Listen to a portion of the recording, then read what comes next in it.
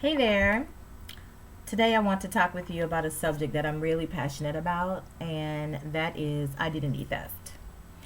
We know identity theft as a situation where someone steals the identity of another person for their own personal gain. People have been taking other people's identity for years. They've been using old social security numbers, people's credit history to create false identities. There are all types of identity theft scenarios. The one that I am most passionate about is the identity theft that happens on the individual level, and I'm gonna, as I go along, you'll understand what I mean. Because you may be thinking to yourself, well, all identity theft is on a personal level. No, not the one I'm talking about. As people, we are creatures of habit. Each of us have different nuances, characteristics, and patterns of behavior. I mean, we walk differently, we talk differently, we smile differently. We have all kinds of differences. Some people, however, take on other people's personas. They are committing identity theft. They spend their entire lives mimicking someone else. I mean, they dress like the other person, they walk and talk like them. I mean, they sit like them. Their pattern of speech, language, attitude is all like the other person. I mean, if they could, they would live the person's life for them. They do everything, and I mean everything within their reach to be like the other person, to the point that for some, it becomes an obsession. For others, it becomes a matter of thinking like other people. They take it to a completely different level. They're not only mimicking on the outside the other person, but they're also taking on the other person's mind. And this is a dangerous situation because this person's identity, who they are, and what makes them them, is now eclipsed, overshadowed by the persona they've taken on. This is why I personally believe so many people are going through identity crisis and having all of these early midlife crisis events because they don't know who they are. Still, for some, it's a matter of just living for other people. Every decision they make is about other people. They sacrifice their entire lives to make other people happy, so much so that they lose their own identities. They do not know what makes them happy or what brings them joy and peace. Their identity is wrapped up in the people around them, including perfect strangers. While it is a good thing to be a loving, caring, and giving person, it is unhealthy to lose your very identity, your very being in other people. I know because this was me. This is why I'm passionate about this. So, how do you break free from identity theft, at least on the individual level? Well, just as there are processes and things you can do to prove who you are in a traditional identity theft situation, there's a process you can undergo to discover your true identity. First, strip away everything, and I mean everything you think you know about yourself. This is the hardest part because you've got to unlearn everything you have learned. Now, the older you are, the harder this will be. I mean, stripping away 30 or 40 years is much harder than stripping away 5 or 10 years. So, you've got to do it.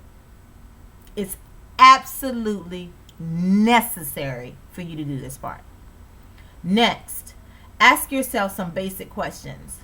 And these questions are necessary, and it's important for you to really, really give these things some thought. Now, if you do not know the answer, be honest. Do not go seeking answers to the questions from other people, in other people, or even on the internet.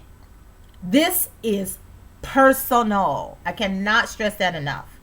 If you do not know, just say you don't know. Leave it blank and come back to it. Because the purpose is to find out who you are. So ask yourself, who am I? Now, you are not expected to answer this question up front. This question is first because it is what you are seeking to discover. You're actually going to be working backwards to identify who you are. So now you can ask yourself, what do I like? What don't I like? What are my favorite colors? What kind of clothes do I like? Or what makes me feel good about myself? Take time to look at yourself in the mirror and really see yourself. Ask yourself, if I were to die today, what would people say about me? Would they say I was funny, loyal, friendly, angry, mean, fake? Dig deep, and I mean deep. This question is not so much about what other people think about you, but the perception you are projecting. So, what do you want people to say about you?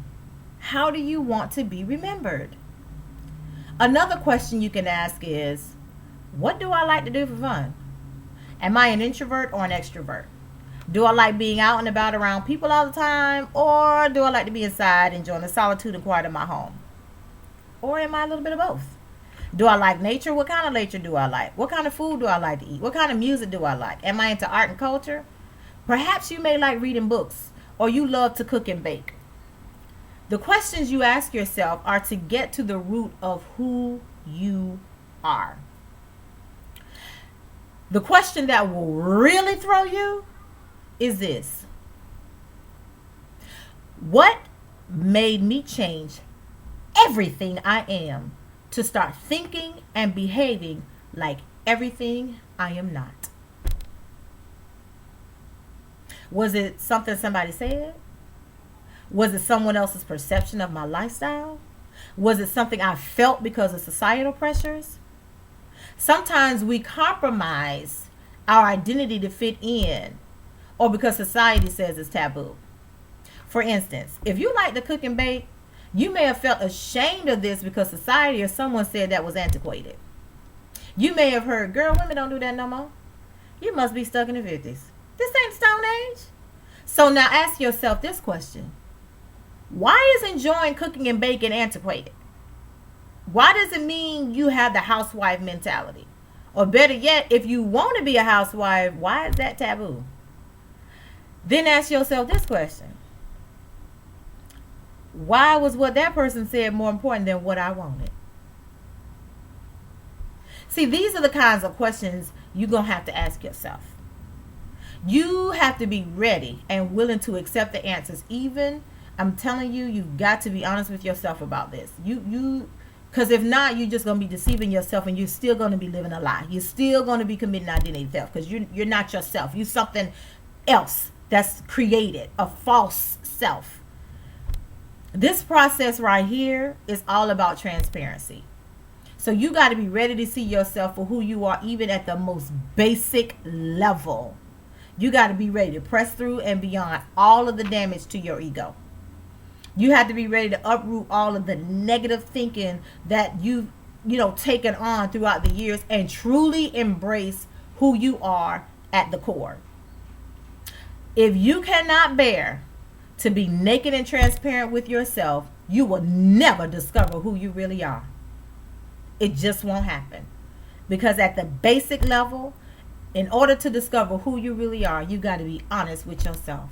And that means getting naked and transparent, not just physically, but really digging to the root of who you are on the inside, getting rid of all of the stuff that you thought you knew about yourself, or you believed about yourself, even the lies that other people told you that infiltrated your mind, that made you think that you was a liar, or that you wasn't good enough, or that you was a failure, or that you was stupid, or that you couldn't be nothing more than somebody's housewife laying on your back. It don't matter what other people said. What do you say about yourself? What did you dream about when you were a child? Did you dream about getting married and having kids and having a family and having a house with certain kinds of cars? There ain't nothing wrong with that. Nothing wrong with that.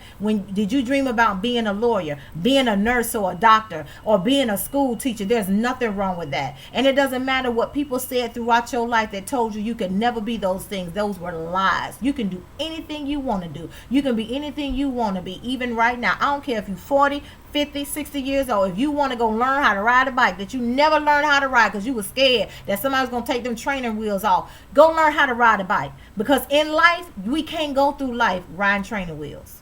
At some point, they're going to have to come off. We're going to have to ride this thing called life. And you're going to make mistakes, and you're going to fall off that bike. But you got to get back up. This is what it's like to be yourself and find out who you are. I was a person trapped inside of making other people happy. Oh, what's gonna please my parents? What's gonna make them proud of me? Oh, I got to be the smartest thing because I need scholarships. Because I got to go to school. I got to do this. I got to be the first in my family to do this. I got to do this. I put all kinds of stuff on me, and it was not things that I wanted to do. And some of it was what I wanted to do, but then I still made compromises. I wanted to do this, but then I ended up, trading this in because somebody told me, no, it's better for you to go this route. So I did that instead of what I wanted to do. And then later on in life, I regret that I didn't follow the things that I wanted to do. And so now at this point in my life, I don't really care what other people say. I don't care what somebody else want me to do. Because I've lived enough time, wasted enough time doing what I thought other people wanted or what was going to please other people or just constantly giving. Even when I was in need, I'm still thinking about, well, how is this going to affect this person? No, I don't think this is going to be the right thing to do because this person over here, it's going to negatively impact them, or I'm more concerned about what's happening with other people even though I'm in need. And sometimes there's nothing wrong with being a giver and taking care of people and loving on people and wanting to support and be there for people. But when you do that to the point that you don't even know who you are and you're lost and you're miserable and you wake up and you don't have any joy, you don't have no peace because everything you are is wrapped up in somebody else. That is unhealthy. And I am begging you to really take a look at who you are and what it is that makes you you.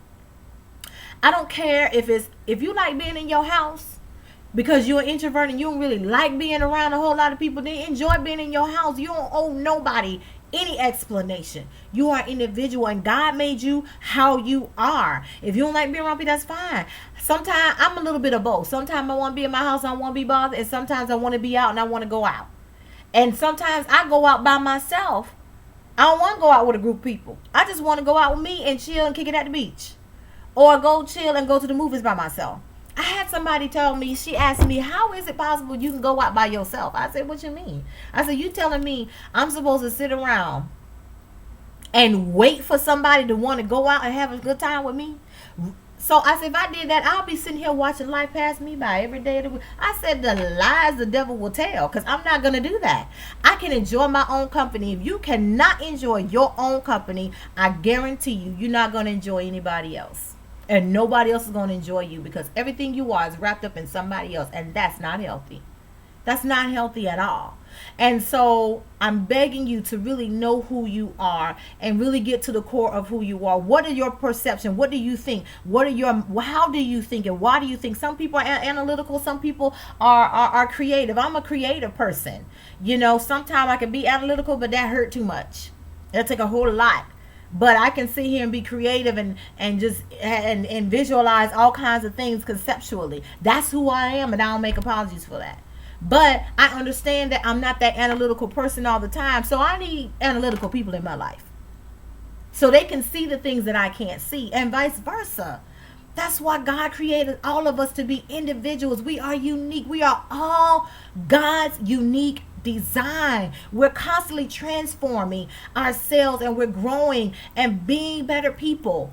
I like reading books. I love reading. I have a thirst for reading. I grew up passionate about reading because it was something that was fundamental in my household, that you got to read a book. And I love reading. My favorite is always mystery books. I love the whole Nancy Drew series and the Hardy Boys. They don't even write them no more. But that's the stuff that I grew up in.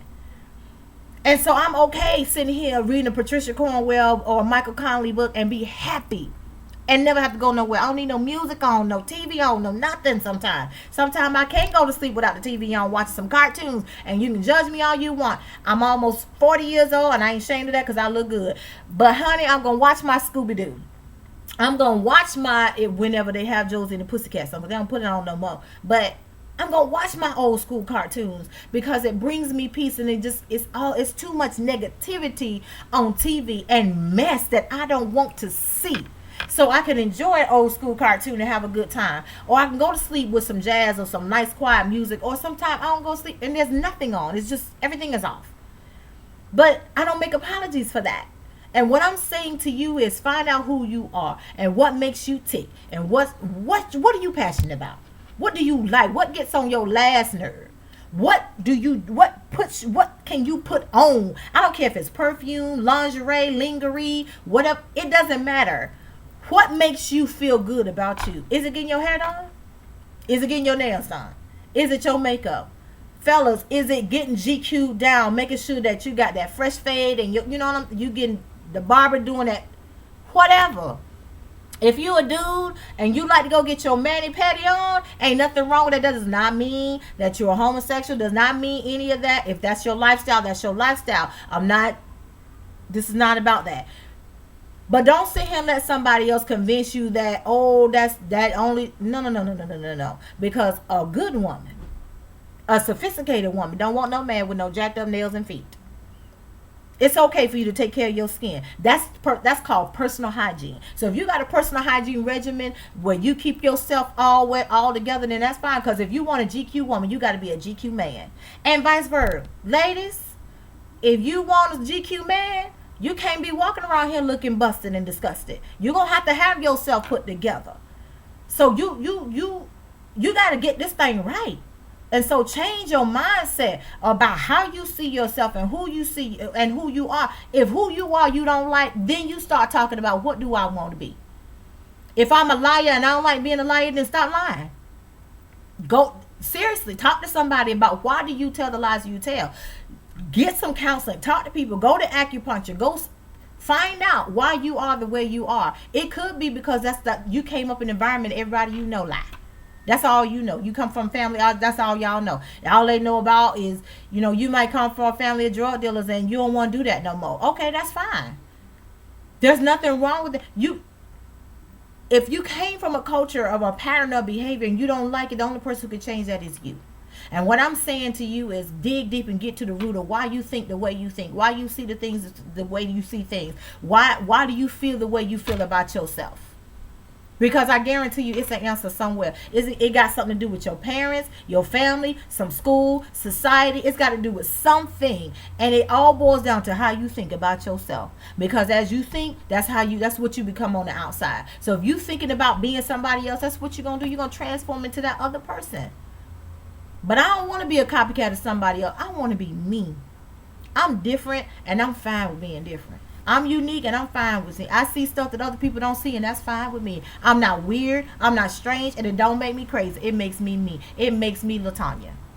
So what makes you you? So that's all I want to say about identity theft. This is me, the Classified Lady, signing off. Sending you lots of love and light on this 24th day of November in 2015. I love you guys so very much. Until next time. Ciao.